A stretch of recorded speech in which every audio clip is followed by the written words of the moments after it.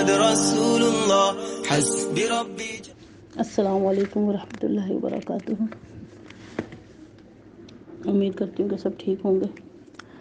اللہ تعالیٰ آپ سب کو صحت اور عافیت والی زندگی دے. آج ہم اپنے سبق کا آغاز کرتے ہیں. کل ہم نے سورہ فاتحہ کی ابتدائی 3 آیات کے بارے میں سنا تھا، پڑھا تھا. تو سورہ فاتحہ کی پہلی 3 آیات جو ہے نا، اللہ تعالیٰ کی شان کبریائی کے بارے میں بتاتی ہیں. اس کے بارے میں کل تفسیر ہو چکی. صرف وضاحت کے لیے دوبارہ ترجمے کا ذکر کروں گی کہ پہلی 3 آیات کا ترجمہ کہ تمام تعریف اس اللہ کے لیے ہیں جو تمام جہانوں کا رب ہے، بڑا ہی مہربان، نہایت رحم کرنے والا اور جزا کے دن کا مالک ہے. یہاں تک اللہ تعالیٰ کی کبریائی کا بیان ہے. اور اس کے بعد اللہ تعالیٰ نے ہمیں بندگی کے لیے کس طریقے سے ہمیں دعا کرنی چاہیے وہ طریقہ ہمیں سکھایا ہے اللہ کی پاک ذات نے. اور شروع کرتے ہیں. اعوذ باللہ من الشیطان الرجیم. بسم اللہ الرحمن الرحیم. رب اشرح لی صدری ویسر لی امری واحلل عقدۃ من لسانی یفقہوا قولی. آیت نمبر 4 ہے ایاک نعبد و ایاک نستعین. ترجمہ اس کا ایسے ہوگا کہ اے اللہ، ہم خاص تیری ہی عبادت کرتے ہیں اور تجھ ہی سے مدد مانگتے ہیں. نعبد لفظ میں جو ہے نا، نحن ضمیر، عربی میں ضمیر متکلم، جمع متکلم کے لیے نحن آتی ہے. تو نعبد میں ضمیر متکلم، جمع متکلم پوشیدہ ہے جو فاعل ہے، اور ایا کا جو ہے مفعول ہے. حالانکہ عربی میں فعل مفعول پر مقدم ہوتا ہے، مگر یہاں تخصیص کا مفہوم حاصل کرنے کی غرض سے مفعول کو مقدم کیا گیا، یعنی مفعول کو پہلے رکھا گیا. جب ہم کہتے ہیں نا ایا کا، صرف تیری ہی، اگر ایسے کہا جائے نعبدو کا، ہم بندگی کرتے ہیں تیری، تو معنی ہوگا کہ ہم تیری عبادت کرتے ہیں. اور جب یہ کہا جائے ایاک نعبدو، تو اس کے معنی ایسے ہوں گے کہ ہم صرف تیری ہی عبادت کرتے ہیں. ایا اور کا ضمیر مفعول سے مرکب ہے. ایا کا کلمہ فقط تلفظ کے لیے ساتھ لگایا گیا ہے. اس ایا کو دوبارہ لانے سے مقصد اگلی آیت میں بھی آ رہا ہے، اگلے حصے میں بھی آ رہا ہے. مقصد ان دونوں جملوں کے مفہوم کی اہمیت کو ذہن نشین کرانا ہے. تو جب ہم کہتے ہیں نا ایاک نعبدو کہ اے اللہ، ہم صرف تیری ہی عبادت کرتے ہیں. اب عبادت کس کو کہتے ہیں؟ عبادت کا مطلب ہے کہ کسی کی نہایت درجہ تعظیم کے لیے، انتہائی درجہ تعظیم کے لیے دل و جان سے اور انتہائی عاجزی کے ساتھ، اپنا ارادے کے ساتھ اپنی حیت کو اختیار کرنا، وہ عبادت ہے. کسی کی نہایت درجہ تعظیم کے لیے، بہت زیادہ تعظیم کرنے کے لیے دل و جان سے، صرف دکھاوے کے لیے نہیں، دل سے، جان سے اور عاجزی کے ساتھ وہ کوئی طریقہ اختیار کرنا، وہ عبادت کہلاتا ہے. اور دین کی اصطلاح میں جو ہے نبی صلی اللہ علیہ وسلم کی اللہ تعالیٰ کی فرما برداری کا نام جو ہے عبادت ہے. اب یہ عبادت قولن ہو، یعنی زبان سے ہو، ہم اقرار کریں کہ اللہ ہم تیری عبادت کرتے ہیں. عملاً ہو، ہم اپنے عمل سے ثابت کریں کہ ہم اللہ کی عبادت کر رہے ہیں، اللہ کے حکم کے خلاف نہیں چلتے. حکم ہو تو تب بھی کسی کو اگر ہم نصیحت کر رہے ہیں تو اس کے اندر بھی اللہ کا حکم کے مطابق ہو، اور اگر کسی کو ہم کسی چیز سے روک رہے ہیں تو تب بھی وہ اللہ کے حکم کے مطابق ہی ہو.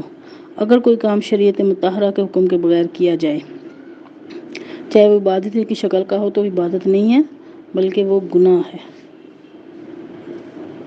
کوئی شریعت مطہرہ کے مطابق کے بغیر کام کیا جائے، وہ عبادت ہی کی شکل کا ہو، تو وہ عبادت نہیں بلکہ وہ گناہ ہوگا. کیوں؟ مگر دیکھیے، جیسے نماز عبادات میں اعلیٰ درجے کی عبادت ہے، مگر مکروہ اوقات میں پڑھنا یا ایسی کسی غصب کی ہوئی زمین میں اس کا پڑھنا جو ہے گناہ ہوگا. تو جب ہم یہ کہتے ہیں نا ایاک نعبدو، تو اے اللہ، ہم صرف تیری ہی عبادت کر رہے ہیں. عبادت کا معنی ایک دفعہ مفہوم میں دوبارہ دہراتی ہوں کہ اپنے آپ کو دل و جان کے ساتھ انتہائی عاجزی کا اظہار کرنا، تعظیم کرتے ہوئے. یہ مسلمان کی شان ہے کہ مسلمان اللہ کے سوا کسی کو اتنا درجہ نہیں دیتا جو اللہ کے اپنے آپ کو اس کے آگے جھکا دے. مسلمان صرف اللہ کو سجدہ کرتا ہے، اور سجدے میں عاجزی کی انتہا ہے. کہ انسان اپنا سب سے جسم کا بہتر حصہ جو ہے اپنی پیشانی جو ہے جس زمین پہ رگڑ دیتا ہے. مسلمانوں کو حکم نہیں ہے، ہمارے دین میں حکم نہیں ہے کہ اللہ کے سوا کسی کو سجدہ کیا جائے. تو عبادت کے لیے ہم اپنے آپ کو اللہ کے حضور سجدہ ریز کر دیتے ہیں، جو عاجزی کی انتہائی شکل ہے. تو عبادت کا مفہوم ایسے ہوا کہ اپنے دل و جان کے ساتھ، عظمت کے ساتھ، تعظیم کرتے ہوئے، محبت کرتے ہوئے اور اپنے آزادی کے ساتھ عاجزی اختیار کرنے کو عبادت کہتے ہیں. اللہ تعالیٰ ہمیں صحیح سمجھ عطا فرمائے. تو جب ہم زبان میں سے ہر نماز کے اندر یہ کہتے ہیں نا ایاک نعبد، کہ اللہ ہم صرف تیری ہی عبادت کرتے ہیں، تو اللہ تعالیٰ ہمیں توفیق عطا فرمائے کہ جو کچھ ہم کہہ رہے ہیں اپنی زبان سے کہہ رہے ہیں، ہمارا دل بھی اس طرح متوجہ ہو اور ہمارے اعضاء بھی اس کے فرما بردار ہوں. حضرت سفیان ثوری رحمۃ اللہ علیہ کے بارے میں ہے کہ ایک بار وہ مغرب کی نماز کی امامت کر رہے تھے. جس وقت انہوں نے کہا نا کہ ایاک نعبد و ایاک نستعین، تو وہ بے ہوش ہو کر گر پڑے. جب ہوش میں آئے تو لوگوں نے پوچھا کہ کیا ہوا، تو آپ نے جواب دیا جس وقت میں نے ایاک نعبد و ایاک نستعین کہا تو میں نے خوف میرے دل پر غالب آ گیا کہ کہیں میں اپنے اس کہنے میں جھوٹا نہ قرار دیا جاؤں. جیسے جھوٹا کیوں قرار دیا جاؤں؟ دیکھیں قرآن پاک میں آتا ہے اللہ کو ہم جب ایک مانتے ہیں، اس کے ایک ہونے کا اقرار کرتے ہیں، اس کی عبادت کا زبان سے اقرار کرتے ہیں کہ اللہ ہم تیری ہی عبادت کرتے ہیں، اور ہمارے فعل اگر اس کے منکر ہوں اس اقرار کے. قرآن پاک میں آتا ہے ایک جگہ پہ کہ کچھ لوگوں کے بارے میں کہ وہ لوگ ہیں جنہوں نے اپنا معبود اپنی خواہشات کو بنا رکھا، اپنا معبود اپنی خواہشات کو بنا رکھا ہے. تو خواہشات کو معبود بنانے کا مطلب ایک چیز کا اللہ کا حکم ہے کہ یہ کام کرنا ہے اور ہمارا جی جو ہے نا اس طرف مائل نہیں ہو رہا. فرض کریں اذان کا وقت ہے، نماز کی آواز آ رہی ہے، صدا بلند ہو رہی ہے، اللہ اکبر اللہ اکبر، مؤذن بار بار پکارتا ہے اللہ سب سے بڑا ہے، اللہ سب سے بڑا ہے، اور ہمارا دل جو ہے دنیا کے کسی کام میں الجھا ہوا ہے. ہم ناول پڑھ رہے ہیں، کوئی ویڈیو دیکھ رہے ہیں، یا کوئی ایسا کام کر رہے ہیں کہ ہماری اس کی طرف توجہ نہیں جا رہی. تو یہ وہ وقت ہے کہ ہم اس وقت اپنی خواہش کے پیچھے خواہش کی عبادت کر رہے ہیں.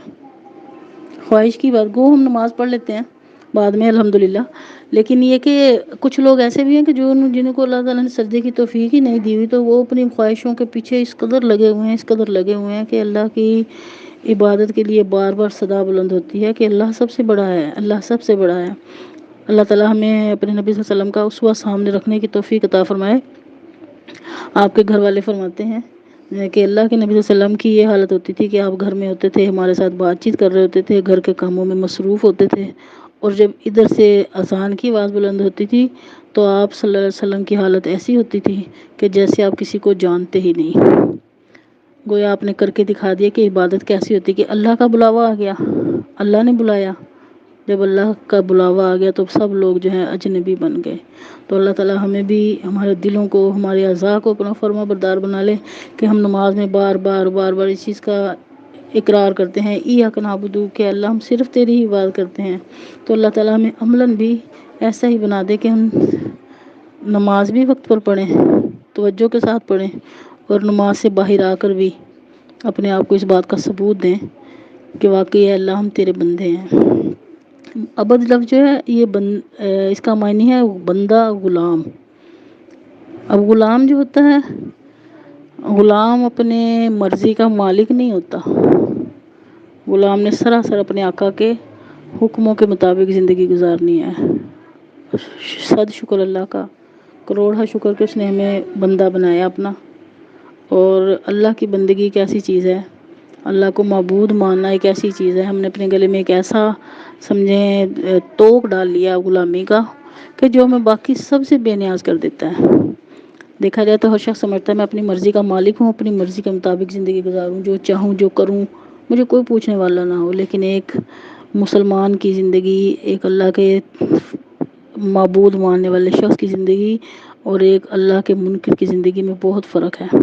جب اس نے اپنے آپ کو لا الہ الا اللہ کہہ کے اپنے آپ کو اللہ کا بندہ مان لیا، تو اب وہ اس بات کا، اپنے اس عہد کا پابند ہے کہ وہ اپنے صرف نماز میں ہی نہیں، نماز سے باہر بھی کہ ابھی تو ہم نماز پڑھ کے آئے ہیں، نماز میں ہم نے کہا ایاک نعبد، اللہ ہم تیری بات کرتے ہیں، نماز سے سلام پھر آئے اور ہم جا کے رشوت لینے لگے ہیں، دوسرے کام کرنے لگے ہیں، تو یہ تو اللہ کی نافرمانی کر رہے ہیں۔